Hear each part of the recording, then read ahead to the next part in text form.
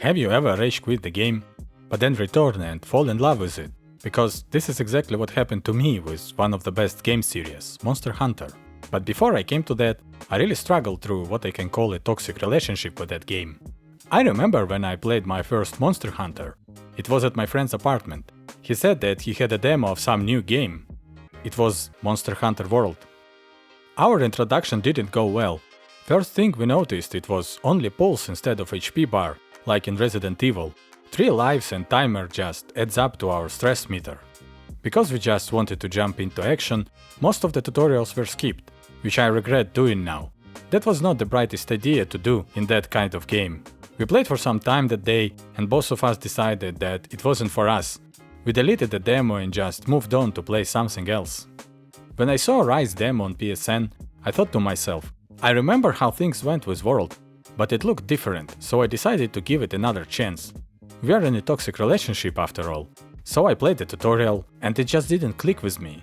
Wirebugs felt weird. Why pressing all those buttons and using wirebugs when you can ride your dog mount who is infinite, unlike wirebugs which you need to wait to recharge? Collecting birds to buff yourself before fight was forcing me to spend precious time to go with specific routes before fight.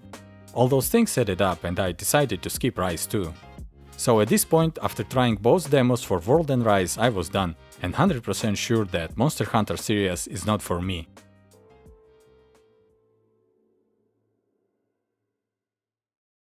Then I saw Asmongold playing World, and it looked actually fun, so I was thinking to myself to maybe give the game another chance. At that time I was more into Nintendo Switch gaming phase, so I checked store and there was Rise demo. I did try it again, but that time I was more patient and really tried to actually understand the game. I finished the initial tutorial. I gave myself sort of a challenge. If I beat at least one hunt, I will buy a full game. Surprisingly to myself, I did it, and I did buy a full game. After I beat the Rise demo and watched more gameplay on YouTube, I knew better what type of game it was, and changed my approach and mindset towards the game.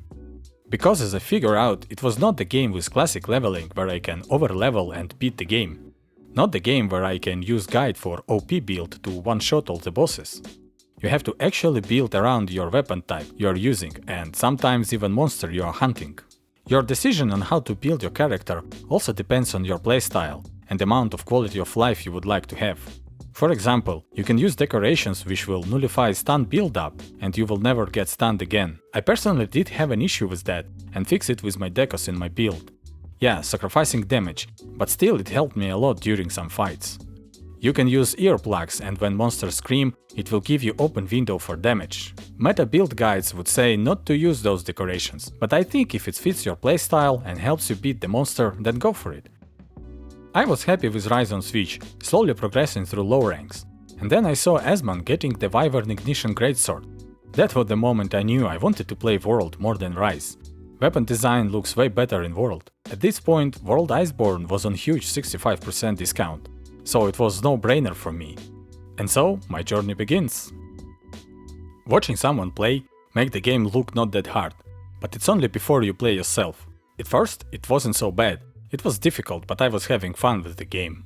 My weapon of choice was longsword, and yeah, I wanted Wyvern Ignition, but after trying Greatsword, it turned out that it wasn't that fun for me. And after beating almost half of the game, I stopped, because I faced my first skill check monster, Rathalos. So I couldn't kill him and got really pissed and rage quit and uninstalled the game. I got some rest and installed the game back. Of course, I got destroyed by him again, and another uninstalled rage quit followed the first one, and then third. Yep, in one day I reinstalled the game 3 times.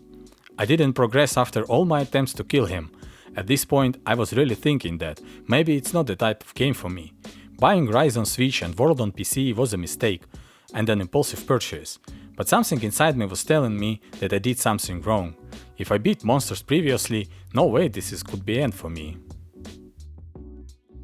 At this point I started to try new weapon types and I found LBG. That was a turning point for me, because LBG made game easier, to me at least, making it like third-person shooter. And after full day of frustration, I finally finished the quest and continued progressing further. After beating main game, I moved to Iceborne expansion, and there were 2 more stopping points for me, Barioth and Tigrex, especially Tigrex. He was driving me insane. I was still rage quitting for some time, like full day or two, but not deleting the game. And I was trying to find ways to beat him, using all sorts of utilities that game has. Eventually I beat him using traps for open damage windows. And when I ran out of resources or wasn't sure if I could dodge or heal, I was using Farcaster to teleport to camp, to calm down and restock. I crafted a lot of them and just cheated him with traps and Farcasters. He did the job, quest was done, and after progressing a bit more, I felt exhausted and decided to put the game aside. And then I saw a Monster Hunter Wilds gameplay trailer.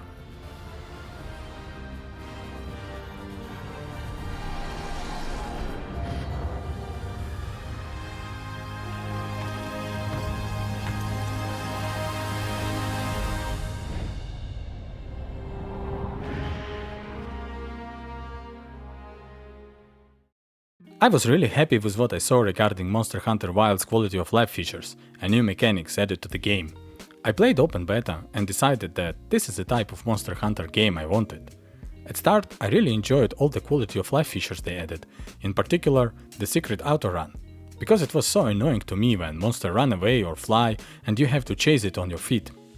I thought secret was a plus before I played the full game, and realized that with auto-run they basically killed all the joy from exploration and learning of maps. You just mindlessly run around on your bird and don't pay attention to anything around you. Don't have to memorize biomes at all. So from one side, I was happy that now I don't have to run after the monster, and on the other side, I was disappointed with that because of lack of exploration and map learning. Adding NPC hunters lowers the difficulty of the game, which to be honest wasn't that high. So I just keep playing Wilds after release, which I happily do from time to time until this day. I wouldn't say that the Wilds is the best one in the series, but it's one where I can chill and have fun. I felt confident enough that I even started to play with other players on SOS missions. World I think is currently the best one in terms of visuals and how weapons felt to play with. But despite that I think the World is better, to this day neither World or Rise was finished. Maybe I'm just that kind of player that left the last few missions and didn't beat the game, so it's always a place to return and finish. Because if I saw the end titles of the game, then I'm done with it and most likely never return. Or maybe I'm already spoiled with all that quality of life features of Wilds and its lower difficulty.